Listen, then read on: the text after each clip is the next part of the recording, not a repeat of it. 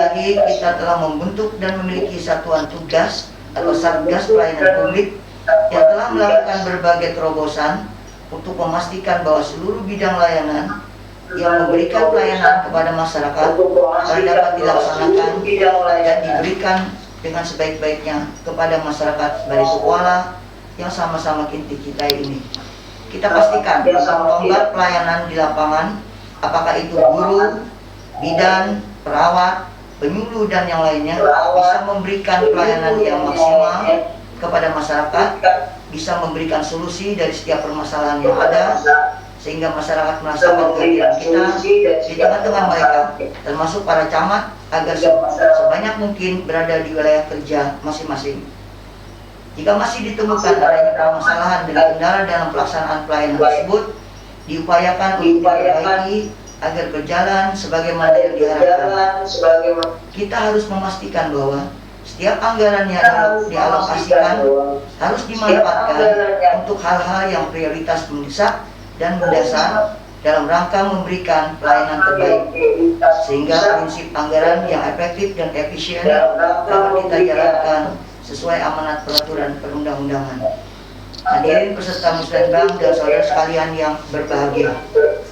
Selanjutnya dalam rangka mengoptimalkan pencapaian kinerja pembangunan tahun 2022 sebagai tahun akhir RPJMD, saya menginstruksikan kepada saudara para kepala perangkat daerah agar pelaksanaan dan tata kelola pembangunan di Baritokuala sudah seharusnya dan selayaknya merubah paradigma dari pemerintahan yang berorientasi pada kegiatan pada pemerintahan yang baik dan good governance yang berorientasi pada hasil dengan melakukan hal-hal sebagai berikut.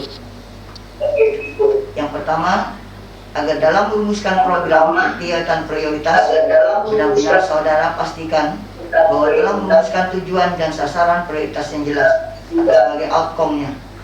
Yang kedua, menetapkan ukuran kinerja atau performance indikator, yakni indikator kinerja yang spesifik, dapat diukur, dapat dicapai, realistis dalam kerangka waktu tertentu.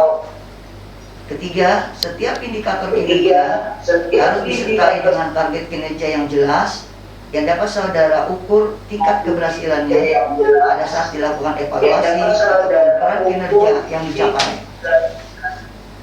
Keempat, agar saudara memastikan bahwa antara tujuan dan program kegiatan benar-benar memiliki keterkaitan kalau program follow result, sehingga tidak terjadi pemilihan program atau kegiatan yang hanya melengkapi kerja saudara yang berdampak pada pemborosan anggaran semata. Yang tidak kalah pentingnya adalah kita semua termasuk saudara para pimpinan perangkat daerah agar prinsip anggaran yang efektif dan efisien dapat saudara wujudkan dengan baik dengan melakukan antara lain yang pertama, penghematan jumlah anggaran yang dibelanjakan dari kegiatan yang tidak penting.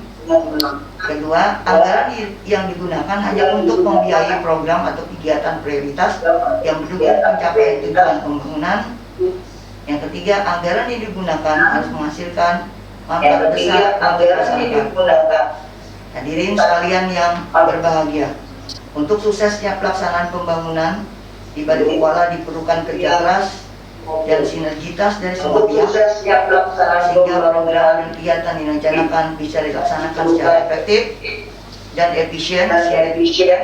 Sinergitas yang saya maksud tidak hanya antar komponen pelaksana pembangunan, tapi juga antar anggaran pembangunan, baik itu APBN, APBD provinsi dan kabupaten, serta dana-dana lain termasuk dana desa. Menurut saya, dana desa memegang peranan yang sangat strategis dalam rangka meningkatkan kesejahteraan rakyat dengan menciptakan lapangan kerja, mengatasi kesenjangan dan mengentaskan kemiskinan, termasuk mengeluarkan desa dari ketertinggalan.